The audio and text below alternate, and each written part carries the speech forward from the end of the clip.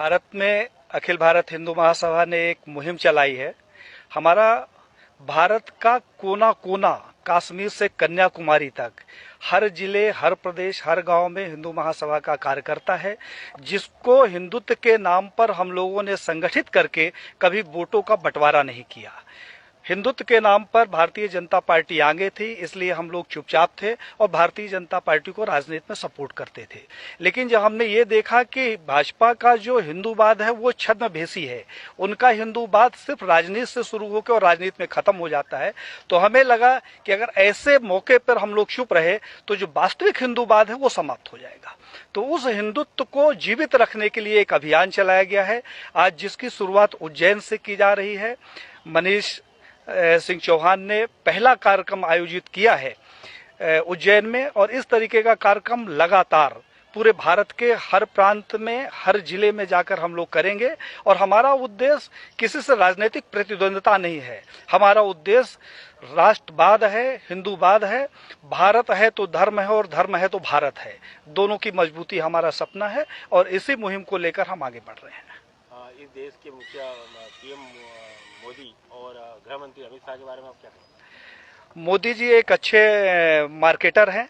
जैसा एक हम लोग बचपन में कहानी सुनते थे कि साहब अच्छा मार्केटिंग करने वाला व्यक्ति जो होता है वो गंजे को कंघी बेच देता है। तो मोदी जी ने इस कहावत को चरितार्थ किया है। उन्होंने एक गंजा साथ में रखा है और कंघी अपने हाथ में रखी है, उसके सर पे कंघी फेरते हैं और पूरे भारत को बता देते हैं, देखा अमित शाह की कितनी बढ़िया पार्टी पड़ी हुई है। इन दोनों ने हिंदुत्व को लेकर, अभी धारा 370 का मैटर हुआ, साहब धारा 370 के मैटर में सबसे ज्यादा अगर किसी ने तारीफ की तो हिंदू महासभा ने की। जो मुकदमे न्यायालय के द्वारा होते हैं, जैसे राम जन्मभूमि, तो साहब जब न्यायालय के द्वारा हो गया तो इसका क्रेडिट मैं नहीं चाहता कि बीजेपी के पास जाए, क्योंकि बीजेपी का इसमें कोई योगदान नहीं है।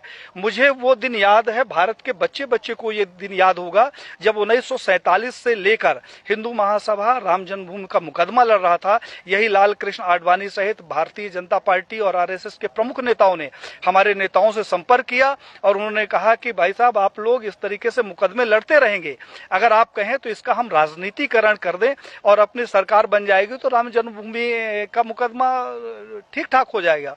और साहब हम लोग साइलेंट हो गए, अपनी छाती में इनको बैठाकर पूरे भारत में रथ यात्रा निकाली और उस रथ यात्रा से इकट्ठा हुए 1400 करोड़ रुपए ये लोग डकार गए, जिसका आज हिसाब नहीं है। तो 1400 करोड़ रुपया ये खा गए। हिंदुत्व के नाम पर जो भी प्रखर नेता आगे आता है, कहने के लिए थोड़ा सा बुरी बात है लेकिन कहना जरूरी है, अशोक सिंघल जी को मैंने पत्र लिखा। हमने कहा 1400 करोड़ रुपया जो राम जन्मभूमि का इकट्ठा हुआ कहाँ गया? अशोक सिंघल जी से हमारा बड़ा आत्मिक लगाव था, उन्होंने उसका जवाब दिया और मुझे फोन किया कि पांडे साहब मैं अयोध्या जा रहा हूं, आप आ जाओ, आपसे कुछ बात करना है। मैं जब अयोध्या गया तो एक गले में वो पीला टॉवल रखते थे, उन्होंने जो शिला रखी हुई थी उसकी धूल झाड़नी शुरू कर दी। हमने कहा कि ये क्या कर रहे हो? बोला पांडे जी मेरा अंतिम सपना है कि किसी तरीके से मेरे जिंदा रहते ही ये मंदिर का निर्माण हो जाए। साहब उन्होंने, हमारी उनकी काफी गंभीर चर्चा हुई। उन्होंने कहा पांडे जी अभी नहीं तो कभी नहीं। तो हमने कहा क्या करोगे, आप लड़ तो सकते नहीं। बोले कि अब मोदी है और लड़ूंगा भी और विरोध भी करूंगा। और साहब अशोक सिंघल जी एक स्वस्थ व्यक्ति जिसके साथ हमने 2 दिन बिताया, वो दिल्ली जाता है और अचानक उसकी मौत हो जाती है।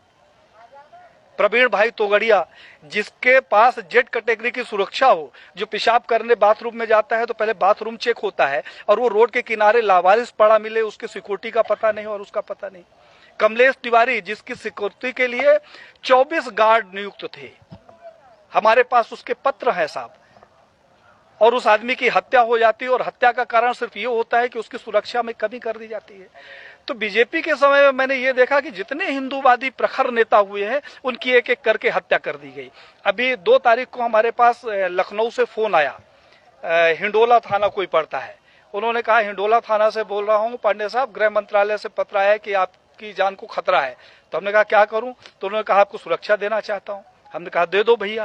बोले कहाँ गार्ड भेज दूं? मैंने अपने घर का पता बता दिया। तो साहब उन्होंने कहा कि मैं वहां नहीं दे सकता हूं, मैं लखनऊ में सुरक्षा दूंगा। मैं रहता मध्य प्रदेश में हूं, पूरे भारत को मालूम है आईबी रिपोर्टिंग साहब हमारे घर की है, और सुरक्षा लेने के लिए मैं जाके थाने में बैठूं कि मैं मर न जाऊं इसलिए थाने में रहूं। इस तरीके का जो इनका दोहरा चरित्र है वो अब हिंदुत्व के लिए हमें लगा कि एक खतरे के रूप में सामने आ रहा है। उस खतरे से इस देश को बचाने के लिए हम लोगों ने एक मुहिम चलाई है, जिसमें साधु संतों सहित देश के युवाओं का भरपूर सहयोग मिल रहा है, और ये अभियान अब रुकने वाला नहीं है।